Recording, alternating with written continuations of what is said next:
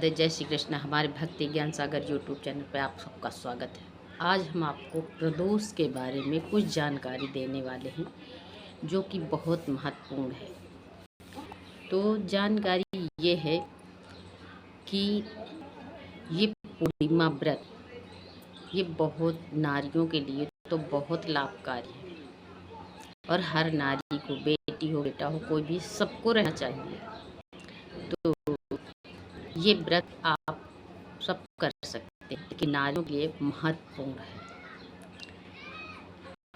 और माँ यशोदा जी भी ने इस व्रत को पूर्व जन्मों में किया था। 32 एकादश, 32 पूर्णवासी। तो 32 पूर्णवासी को व्रत माँ यशोदा ने की थी, तो भगवान श्री कृष्ण उनको मिले, लेकिन माँ यशोदा समझ नहीं पा रही। तो एक दिन अपने बेटे से कहती है, कन्हैया तू मुझे कैसे मिला? तो माँ यशोदा जब इतना बोली तो कन्हैया कहते, मैया तूने पूर्व जन्मों में 32 पूर्णिमा का व्रत की थी, इसीलिए मैं तुझे मिला। तो माँ यशोदा मन में सोचती कि अरे पूर्णिमा का व्रत इतना महत्वपूर्ण है। तो व्रत किया और वृंदावन में सभी नारी पूर्णिमा का व्रत करती हैं। तो भगवान श्री कृष्ण ने कहा कि तुम इतना बड़ा व्रत, इतना बड़ा जप करती हो, मैं तुमको दर्शन पूर्णिमा ही को दूंगा। आप पूर्णिमा का व्रत करती हैं ना, तो मैं आपको पूर्णिमा को ही दर्शन दूंगा। तो भगवान श्री कृष्ण ने सभी नारियों को पूर्णमासी के दिन ही दर्शन दिया, जिस पूर्णिमा का नाम शरद पूर्णिमा पड़ा। आप देखते हैं वृंदावन में रास रचाई जाती है, तो शरद पूर्णिमा की रात है वृंदावन में, और सभी नारियों को दर्शन भगवान श्री कृष्ण ने दिया। कहते हैं कि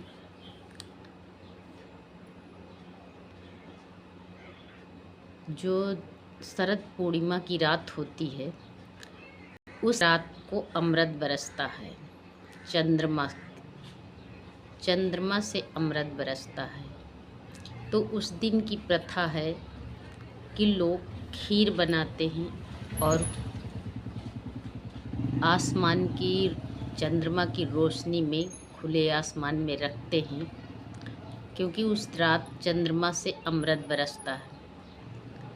और दूसरे दिन उस खीर को सभी को, अपने परिवार में, अपने सदस्यों को, सबको प्रसाद रूप में बांटते हैं। कैसे? ऐसे कहा जाता है कि इस खीर को खाने से आरोग्यता नहीं आती, भारी से भारी बीमारी सब दूर हो जाती है, और कोई भी बीमारी के अगर लक्षण हैं तो वो भी समाप्त हो जाते हैं। तो इसलिए ये शरद पूर्णिमा को खीर बनाई जाती है। भगवान श्री कृष्ण ने माँ यशोदा को 32 पूर्णिमा की कहानी सुनाई थी।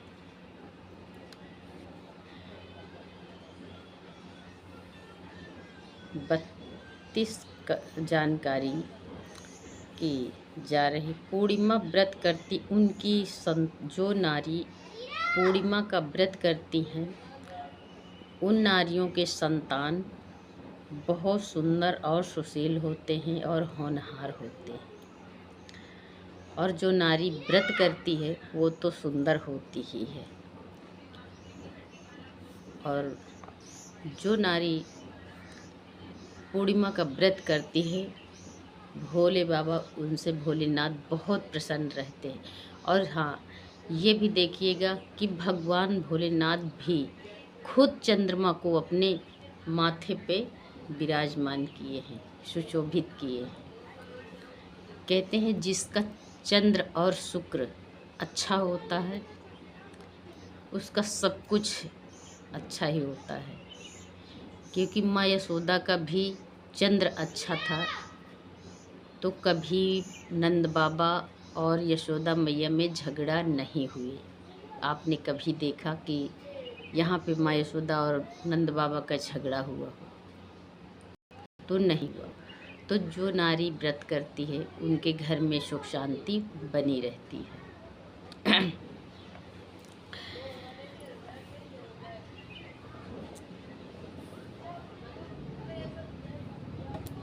और इसलिए भगवान भोलेनाथ भी चंद्रमा बहुत शीतल ग्रह होता है, और ये एक बात और, ये जो है चंद्रमा शीतल ग्रह तो होता है, लेकिन ये पूर्णिमा 3 साल बाद ये आती है। ये अब जो शनिवार पड़ रहा है और शनिवार को ये पूर्णिमा पड़ रही है, ये 3 साल बाद ये दुर्लभ है, इसलिए ये महत्वपूर्ण है। और कहते हैं कि भोले बाबा की शादी जो है इसी दिन हुई थी, जब पार्वती के रूप में हुई थी तो इसी पूर्णिमा को हुई थी, और जो सती के नाम से हुई थी तो पूर्णिमा के हुई थी, और जो ये क्या नाम, पार्वती के रूप में जब शादी हुई थी तो शिवरात्रि को हुई थी। तो पूर्णमासी के बाद फिर शिवरात्रि ही आती है। तो ये भी एक दुर्लभ है कि भोले बाबा का विवाह समारोह भी है। और मान लिया जाए तो ये ज्येष्ठ का महीना है। अगर कहते ना, एक दशहरा, ज्येष्ठ का दशहरा जिससे सारे कार्य शुभ होने लगते हैं, तो ज्येष्ठ का दशहरा भी 25 तारीख का ज्येष्ठ का दशहरा भी है, अगर माना जाए तो दशहरा भी है। और 27 तारीख को एकादशी है, और 30 तारीख को पूर्णिमा है। और ये पूर्णिमा 2 दिन है, जो 31 तारीख को भी पूर्णिमा है। तो व्रत वाली पूर्णिमा 30 तारीख को रहेगी, और दान वाली पूर्णिमा 31 को रहे। ये आप ना भूलें, इसलिए हम पूरी जानकारी आपको देते हैं।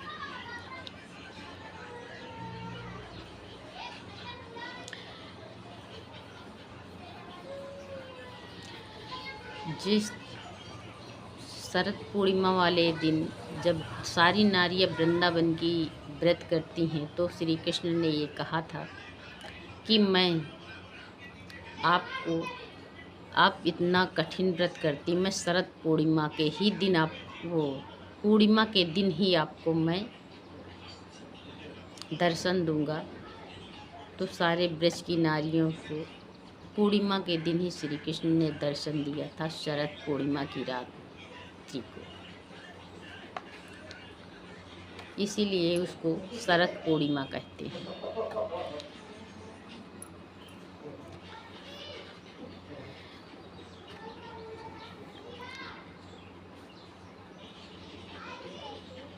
अगर आप पूर्णिमा का व्रत 2 दिन का पड़ रहा है और किसी कारणवश आपका व्रत पहले दिन का छूट जाए, तो आप इसमें भयभीत होने की बात नहीं, आप दूसरे दिन वाले में व्रत कर सकते हैं। और व्रत के साथ साथ अगर आपको जो है जितना फल पहले पूर्णिमा को मिलेगा, उतना ही फल आपको दूसरे दिन की पूर्णिमा में 100% फल मिलेगा। इसमें है कि 1% भी काटा नहीं जाएगा, आपका पूरा का पूरा फल मिलेगा। ये दूसरे दिन की उदिया की पूर्णिमा की बात है। और अगर किसी कारण बस अगर जैसे आप दोस्त की बात करें तो दोस्त की बात अगर आप कुछ जैसे धोखे में कुछ आप खा लिया तो उससे पाप नहीं लगता है। अब ये नहीं कि धोखे में खा लिया तो और लाओ, खा लिया तो और खा लें तो उससे महापाप लगेगा,